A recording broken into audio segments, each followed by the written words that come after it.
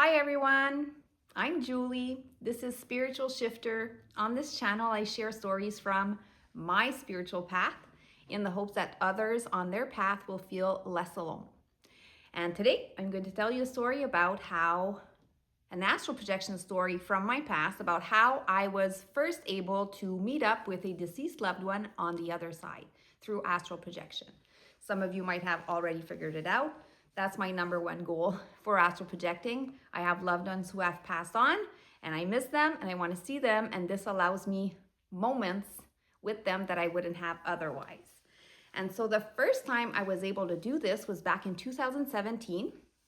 Back then, the only two loved ones I had lost were my grandfather and my pet rat, Elliot. And so when I first had my first astral projection, I knew I was going to be trying to use that to see both of them. And the tricks I had read about, I was new. I was even having a hard time having regular astral projections. I had just recently been able to start having intentional astral projections. And so my first goal was to meet with either one of those. And I had read that you could call out the name of someone you loved when you were in the astral and they would come to you, or whatever, that would resonate with their frequency and that it would be one way to meet with them. Today I know better. That's not the best way, but back then it worked. So how it happened that day, I don't remember if I was meditating. I read my notes before I started this story. I don't know if I was meditating or if I woke up during the night, but I was in the vibrational state. I was sleeping on my side. And so I got out of my body through my back, pulled out. And then as soon as I pulled out, I got out of the bed to the side of the bed and I started running. As I was running towards the doorway of my bedroom, I yelled out for my pet rat, Elliot. So I yelled out, Elliot, Elliot. And I was very close to my body until I reached the door frame and I couldn't hear my voice. I was too close to my body. But when I reached the door frame and nothing had happened, and I kind of got stressed about it, I switched and I started yelling my grandfather's name. And at the same time I did this, I was crossing the threshold of the doorway and it kind of opened up a portal. So I was running out of my bedroom. I started saying, Grandpa, Grandpa, and my voice became clear and the space in front of me transformed. And I was running in my bedroom and all of a sudden I found myself running on a street in a little town and it was snowing and it was nighttime. And I was running and yelling, Grandpa, Grandpa. And then I was in this place and as I was running, I heard someone running behind me. And I didn't want to look back. I was trying to look back, but I didn't want to lose my state. I was so new to astral projection. I think I would still make these mistakes nowadays because sometimes you don't have a lot of time. You get stressed. If I do one thing, am I going to get pulled back to my body? And so I continued to run as I heard someone running behind me. And I wondered who it was. And at that moment, something happened that I've never experienced again, or maybe a few times, but very seldomly experienced. I got an omnipresent feeling, like I was everywhere at once. And I could see myself and someone who was my grandfather running behind me at the same time as I was above myself, looking down at me and him running behind me. And so I could see that it was him behind me because I could see him from different angles. And he caught up to me and I just slowed down my running and I was so happy. I didn't want to stop running. Go figure. I continued running. I was super happy he was on my right. I'm like, oh my God, did you see? I did it. I'm here. I did it on my own. And I was so happy. I was proud of myself that I made it. And I want him to acknowledge that because it wasn't the first time we met in the astral. There's another video I posted about I think it was the first time I saw him in the astral.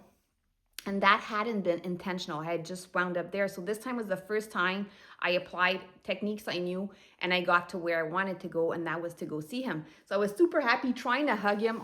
And then he looked kind of nervous that I was there. And he was telling me, slow down, let's turn here. There was a street and he wanted me to go in there.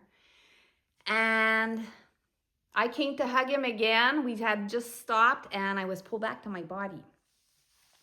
The thing that struck me the most when I came back was where I was, because I always wondered where my grandfather was in the afterlife now. What was he doing and stuff? And when I came back from this astral projection, I realized that the place I had been running on, like where it was snowing, the street, is a street in his hometown where his body is buried now, and where he has many. My grandfather lived a couple of different places, but where he got buried is the place he loved the most, and where he spent a lot of time with a lot of his family. Not where he was born, but his mother and father and one of his brothers is buried there, and he was buried with them.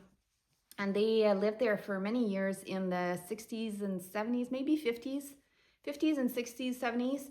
And my grandfather, that's where I was running. When I was running on that street, it was that street, but I didn't notice right away because it was different. It was probably a consensus environment where people who have deceased all live there, and they've created this environment that looks a lot like what they want to remember it as. And so the lighting was kind of dimmer in the streets. It was nighttime, as I said. It was winter, and I didn't exactly look at the light posts and stuff, but I think it could have been oil lamps or some kind of really archaic kind of lighting system from the 60s maybe.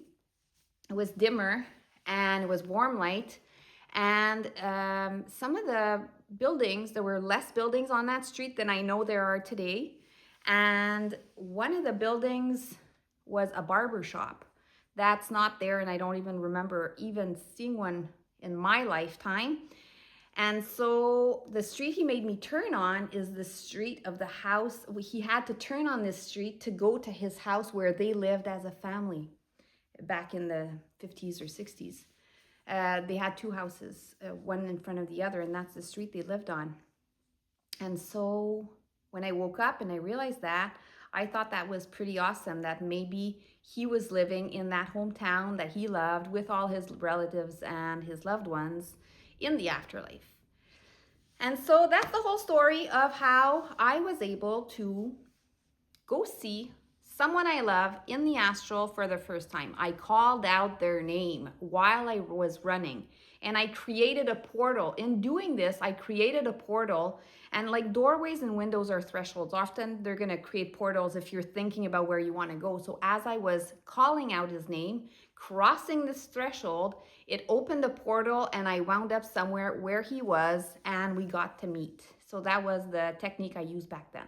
So if some of you are trying to reach out, you already know how to astral project, or you know enough about it that you can get out of body, and this is what you'd like to attempt, that's one way that I was able to reach a deceased loved one for the first time. So beginners can do this. I hope you enjoyed my story, and I hope you connect with your loved ones on the other side. I'll see you in the next one.